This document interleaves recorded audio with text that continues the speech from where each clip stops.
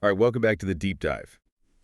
Today, we're cutting through the noise on a concept everyone talks about, but maybe doesn't always fully grasp. Mm-hmm. Intimacy in relationships. Mm-hmm. Forget the sort of surface level ideas. We've looked at a whole stack of sources to figure out what intimacy really is, why it's, so vital. And maybe challenge a few common ideas along the way. Exactly.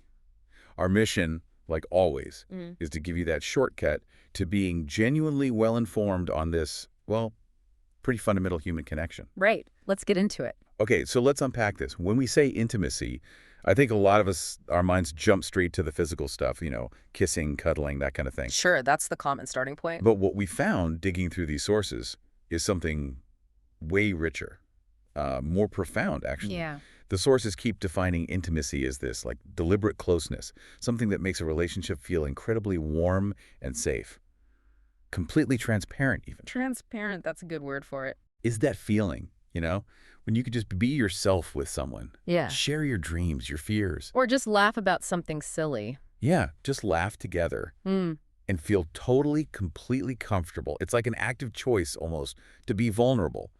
Sometimes you feel it most without any touching at all. And what's really fascinating here, I think, and what the sources kept highlighting, is how much it goes beyond just the physical into what some people call emotional attunement. Mm. It's this key dimension where you're not just open about your stuff, like saying, hey, I'm feeling sad, or I could really use a hug. Right, being able to ask for what you need. Exactly. But also being really responsive to what your partner's putting out there. It's about showing up authentically, no masks, no pretense. Letting yourself be seen, really. Yeah, seen, heard, understood, and that acceptance, that builds such a powerful bond. Okay, so if it's this deep emotional connection, this attunement, how crucial is it?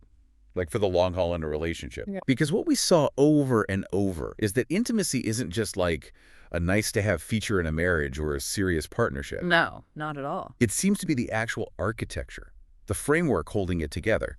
It's what turns your partner into your best friend, your real confidant, Yeah. makes the relationship a safe place, a sanctuary. Exactly right. And if you connect that to the bigger picture, what kept coming up is that intimacy isn't like it's not an aha moment you arrive at. Right, it's not a destination. No, it's alive. It takes time. It needs consistent cultivation. It grows, actually, from this pattern of reliable emotional safety. Okay, so how does that look day to day? Well, it means building trust by really listening. Not just waiting to talk, but, hearing. Showing up consistently. Being dependable. Yeah. And showing love in those small ways we often overlook, those micro moments. Think about making someone tea after they've had a rough day. Or just checking in, like really checking in. How are you really doing? Mm-hmm. Or even just a smile across the room that says, I get it. I see you. These little things, they add up. They build this deep, enduring connection. It's the foundation.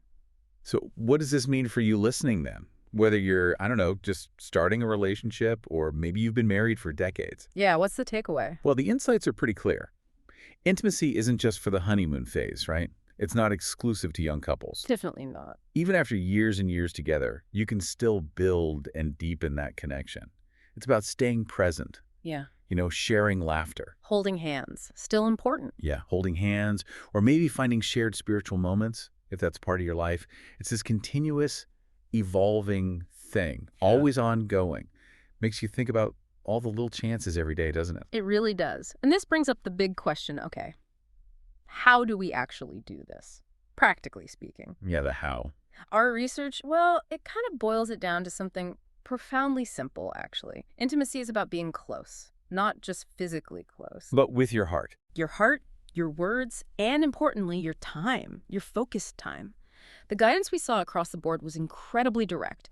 It was basically use simple words, be kind, be honest, and be present. Simple words. Be kind, be honest, be present. Sounds easy. Sounds easy, but doing it consistently, day in, day out, that's where the real work is, isn't it? It means kind of getting over our own stuff, our own fears maybe, to really connect. So this deep dive really just hammers home that intimacy isn't some vague feeling. It's dynamic. Mhm. It's this holistic closeness woven through your heart, your words, how you spend your time. Yeah. It's about building that safe, warm place where you both just be yourselves. Totally open, totally accepted. And you know what really stands out from all the complexities we looked at is this kind of clarity. Real connection doesn't have to be complicated. Hmm. It's fundamentally about being authentically present and kind. So maybe as you think about all this, just consider what's one small intentional step you could take, maybe even today, to deepen the intimacy in one of your important relationships. Where could you start right now?